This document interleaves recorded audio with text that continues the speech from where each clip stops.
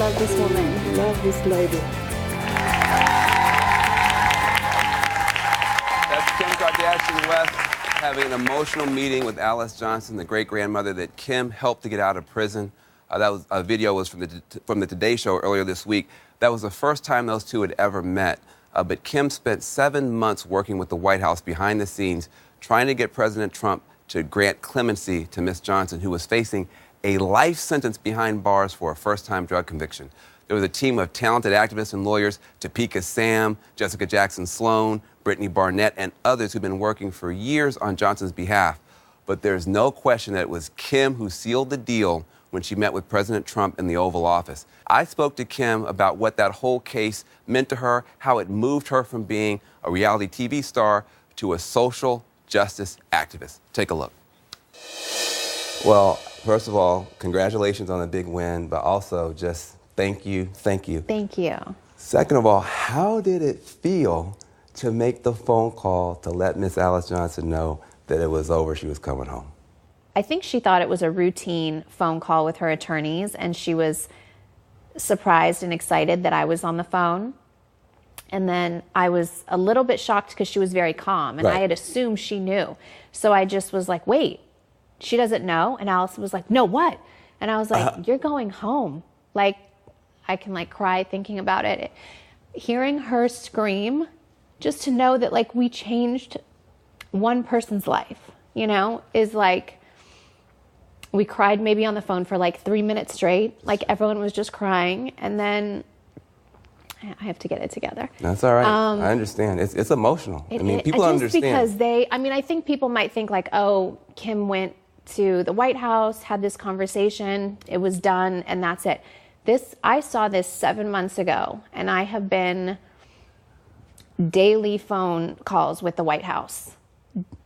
Maybe a dozen emails a day trying to get letter from the warden.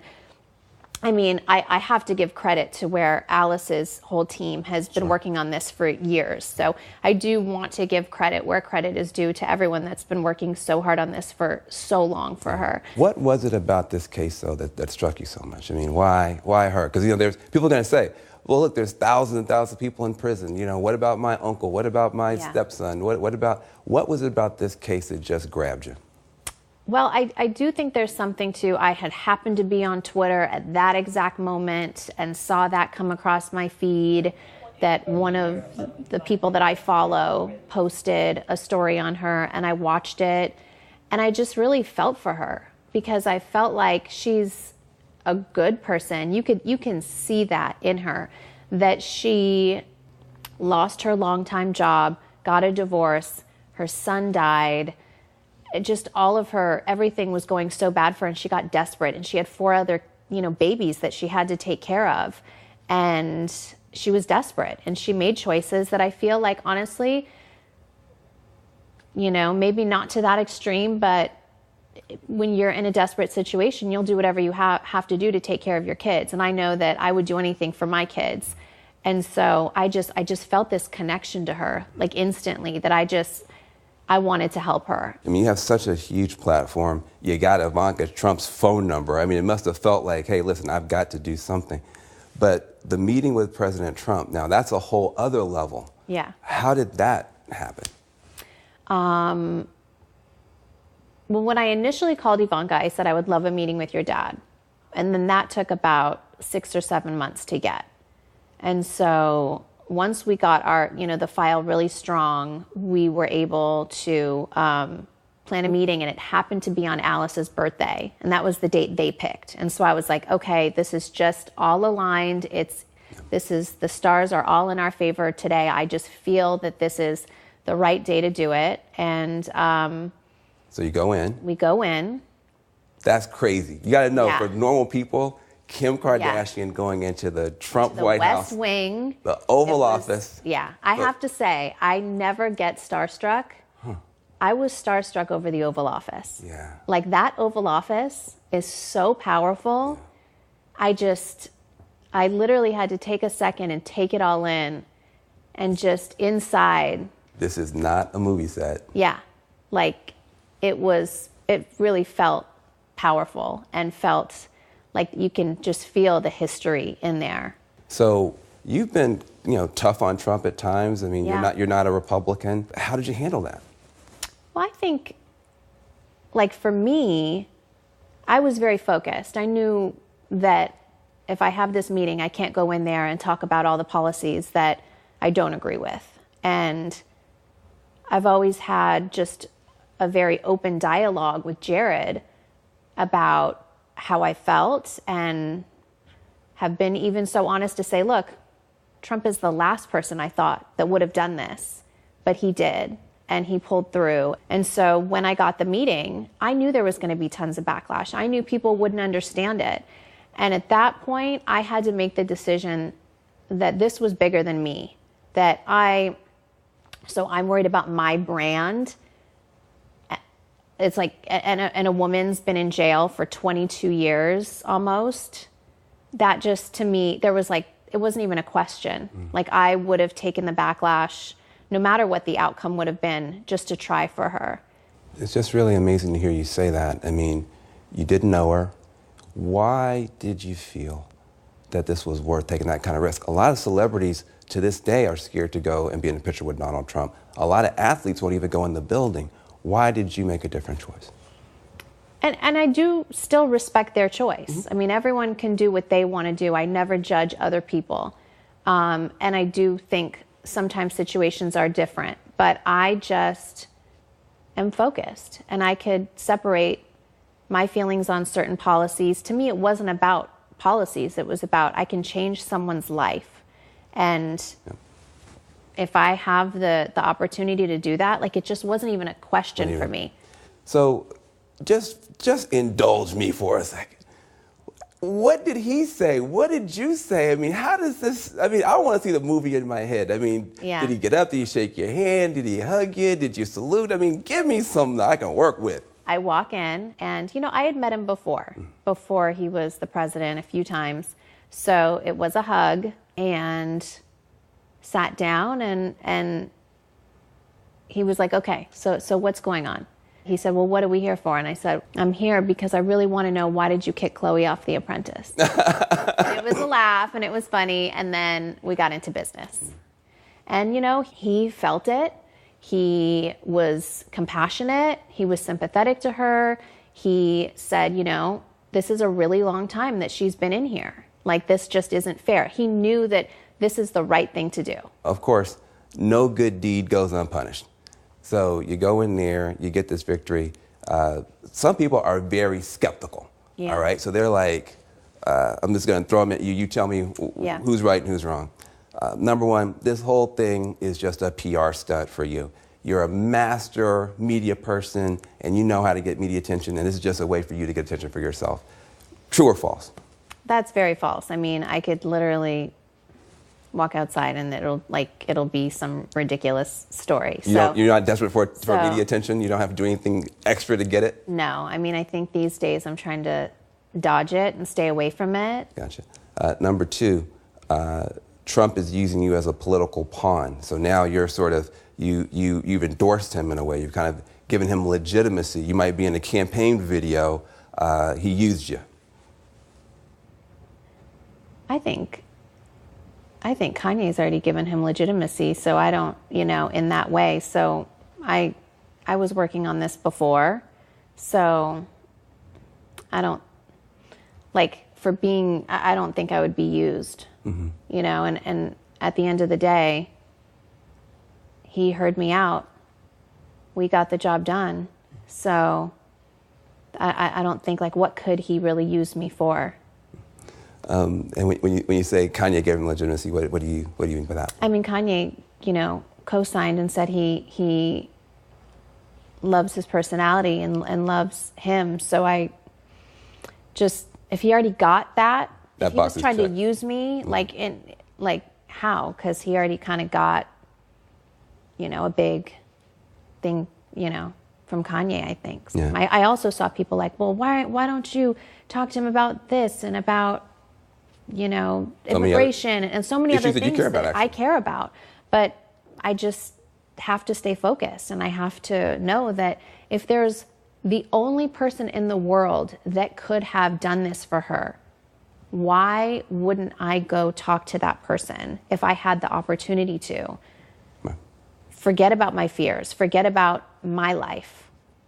That was the right thing to do. Now, Kim says her work is not done. Up next, we're going to hear from her about how she plans to stay involved with the fight and continue working to make more good things happen. And wait until you hear what she says about the possibility of running for office herself one day. I'm going to give you a hint. It's not a definite no way. That's next. I spoke with Kim about her future involvement in criminal justice reform and in politics. Here's what she had to say. Let's talk about the future, because this isn't the first political thing that you've done. I mean, you've spoken out on Armenian issues. You've engaged a little bit with Planned Parenthood, some of the gun safety stuff. That is something that I asked, like behind the scenes, not to the president, but what's going on? Is the conversation of the Armenian genocide being recognized ever gonna happen? And what? So yeah, there's things that I do care about and things that I want to know and things I would love to be more involved. Just seeing this success I think gives the whole team hope. Yes. And if I can be used as the vessel and they could all use me, they can use me. The attorneys. They can. I think everyone on that side knows that we're all in it together and we just all have the same goal. And if I am the voice that goes in and tries to, there's over 3,000 people in the same exact situation as Alice. And it's not that, it just so happened to be that Alice was on my screen at that moment, at that time when I was on, but it doesn't mean that we're going to stop here. What have you learned in this past 6 months, 7 months, 8 months that makes you say, I want to keep doing this? Because some people would say, listen, one and done. You got a victory, walk away. You're saying, I got a victory, I want more. I told Sean, the attorney, I was like, can we start a firm? Like I was like, let's do this and just get the best people together. If I could just be the vessel, I could bring awareness. Your dad was a lawyer. Yeah. Is this in your blood? I really think that it is. Anyone that knows me, like my whole other team of attorneys, every time I go in there, I'm like, God, if there wasn't the long college process, I would be an attorney. But I researched that in the state of California, I could assist an attorney for 3 years and just take the bar. And be bar eligible? Yeah, you never know. This could go. Now, once you get the law degree, people are going to say, would you ever run for office? Oh, I don't think that's even on my mind. Trump's president. It could happen. I know. That's why Kanye loves him. It's the idea that anything can happen. So, could anything happen with... I guess never say never, but that's not going to be like a Kim's run. That's not where what I'm going for. I just want to help, starting one person at a time. And I think sometimes if more people would just put their personal feelings aside and talk about really important issues that have to be discussed, then so much more can get done. Politics is rough. I know being a celebrity is rough, but D.C. is really rough. Are you sure you want to stick your fork in that socket again? You could walk away. Nobody would be mad at you. Yeah. I am never going to claim to be the most political person, but I know that I had a feeling inside when I helped someone. And just seeing the videos. I was crying watching the videos. But seeing her just be reunited with her family. That video. Yeah. You sound like a mama bear now. Is being a mom and having these 3 little people in your life, is that affecting the way you want to use your platform in any way? I don't know. It feels that way. Absolutely. I think I'm always going to be me, and I always will do things that make me feel good about myself or live my life or film my show. And, I'll still always be me, but there's a new side of me. I think just like past life experiences, becoming a mom, situations that I've been in that have really changed me. I think I've realized that I can't just, if I have this platform, it would honestly be such a waste if I didn't use it to change someone's life. Yeah. You know, you talk about redemption and second chances. In some ways, you're fighting to give her a second chance, but then people try and throw stuff about your past on you. I think you're in a position now to give maybe advice to folks because you come under a lot of fire, you keep on keeping on, you keep achieving things. How do you do that? I mean, do you pray? Do you have a therapist? I mean, do you yoga? I mean, how can people kind of follow what you're doing? Because it's hard out here. People have real tough stuff. Yeah, and I feel like the last few weeks in my life have been really, really hectic. And I feel like it was in the last stages and I felt like it was happening and I had anxiety and I never really do. And I got an app that was like a calming app. Mm-hmm. I was just like searching and I just like took my time out to take a deep breath and just do that a few times and really like get it together. But I also, to me, the negativity, I mean, sometimes it does wear you down, but to me, it always pushes me through. And I always want to, I don't know if it's on purpose or not, but just I always want to prove those people wrong. And I always go into a situation thinking of like the best case scenario and always thinking of the worst case scenario, but always trying to get that best case, no matter what it is, no matter, you know, but there are times when it's a lot, when there's just so many eyeballs on you and there's so much attention, positive and negative, both can like, one can like fill your head up too much, one can tear your spirit down.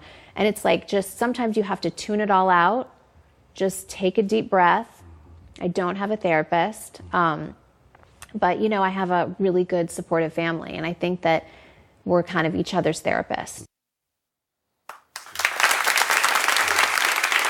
Now, you may have heard a little bit about some controversy that was stirred up by Kim's husband, Kanye West, recently.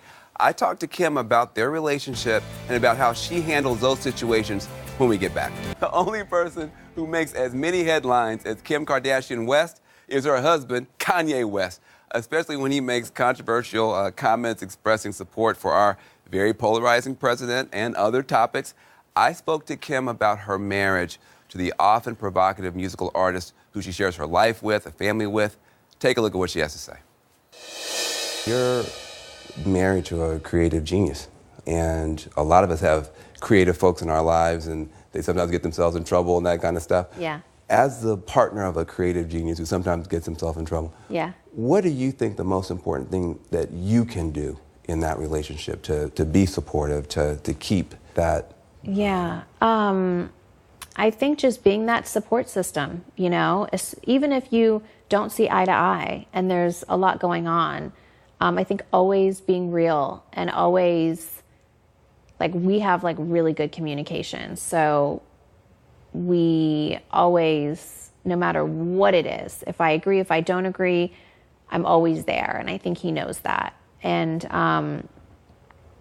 you know, it is tough when there's everything's so public. And, you know, especially even album time and staying up and helping, you know, just trying to get it done and helping that person get their creative ideas out. I think that is just really important, is just to be supportive. Doesn't mean you agree with everything, but it means that you're supportive and you're there to talk them through their situations. And just, I love him, you know? So it's kind of a no-brainer for me just to be there. I think about the journey you're on now.